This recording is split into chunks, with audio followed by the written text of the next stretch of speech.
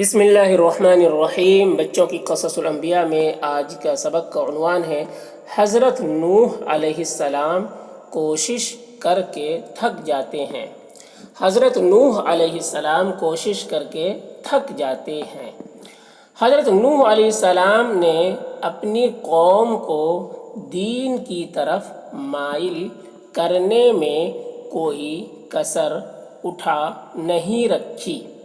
حضرت نوح علیہ السلام نے اپنی قوم کو دین کی طرف مائل کرنے میں کوئی کسر اٹھا نہیں رکھی۔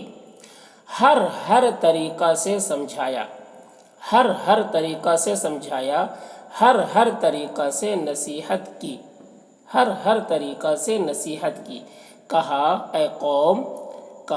اے قوم میں تمہارا خیر خواہ ہوں، میں تمہارا خیر خواہ ہوں۔ تم کو برے دن سے ڈراتا ہوں، تم کو برے دن سے ڈراتا ہوں۔ اے قوم میرا کہنا مان لو، میرا کہنا مان لو۔ میں تمہارے ہی فائدہ کے لیے کہتا ہوں، میں تمہارے ہی فائدہ کے لیے کہتا ہوں۔ اس میں میرا کوئی فائدہ نہیں ہے، اس میں میرا کوئی فائدہ نہیں ہے، اور نہ میری کوئی غرض ہے، اور نہ میری کوئی غرض ہے۔ اے قوم اللہ سے ڈرو، اے قوم اللہ سے ڈرو اور اس کی عبادت کرو، اور اس کی عبادت کرو۔ وہ تمہارے تمام گناہوں کو معاف کر دے گا، وہ تمہارے تمام گناہوں کو معاف کر دے گا، اور تمہاری عمر میں تمہارے رزق میں اور تمہاری اولاد میں برکت عطا فرمائے گا، برکت عطا فرمائے گا۔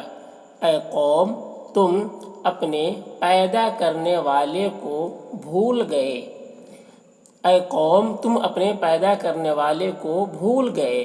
تم کو اور جو یہ تمہارے چاروں طرف عجائبات اور دلکش مناظر ہیں، تم کو اور جو یہ تمہارے چاروں طرف عجائبات اور دلکش مناظر ہیں، یہ کس نے پیدا کیے ہیں، یہ کس نے پیدا کیے ہیں، یہ کس نے پیدا کیے ہیں؟ ان کا بنانے والا کون ہے، ان کا بنانے والا کون ہے؟ ان کی طرف کیوں نہیں دیکھتے، ان کی طرف کیوں نہیں دیکھتے، اور کیوں نہیں غور کرتے، اور کیوں نہیں غور کرتے؟ آسمان کو دیکھو، آسمان کو دیکھو، زمین کو دیکھو، زمین کو دیکھو، چاند سورج تاروں کو دیکھو، چاند سورج تاروں کو دیکھو۔ جس پر نظر ڈالو گے، جس پر نظر ڈالو گے، اس کی قدرت کے کھیل نظر آئیں گے، کھیل نظر آئیں گے۔ یہ آسمان کس نے بنایا ہے، یہ آسمان کس نے بنایا ہے؟ آسمان کو چاند سورج تاروں سے کس نے رونق بخشی، آسمان کو چاند سورج تاروں سے کس نے رونق بخشی؟ زمین جس پر تم چلتے پھرتے ہو، زمین جس پر تم چلتے پھرتے ہو اور آرام کرتے ہو، اور آرام کرتے ہو، یہ کس نے بنائی، یہ کس نے بنائی؟ تم کو کس نے پیدا کیا، تم کو کس نے پیدا کیا، اور کون تمہیں رزق دیتا ہے، اور کون تمہیں رزق دیتا ہے؟ تم بیمار ہوتے ہو تو کون تمہیں شفا دیتا ہے، تم بیمار ہوتے ہو تو کون تمہیں شفا دیتا ہے؟ بارش کس کے حکم سے ہوتی ہے، بارش کس کے حکم سے ہوتی ہے؟ تمہاری آئی ہوئی مصیبت کون ٹالتا ہے، تمہاری آئی ہوئی مصیبت کون ٹالتا ہے؟ لیکن حضرت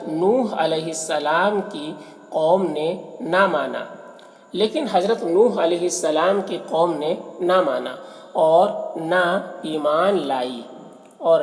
ایمان لائی وہ حضرت نوح علیہ السلام کی بات تو سنتے نہ تھے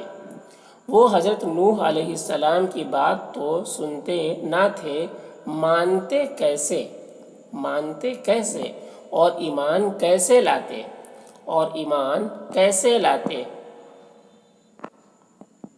حضرت نوح علیہ السلام جب نصیحت شروع کرتے تو وہ اپنے کانوں میں انگلیاں ٹھونس لیتے تھے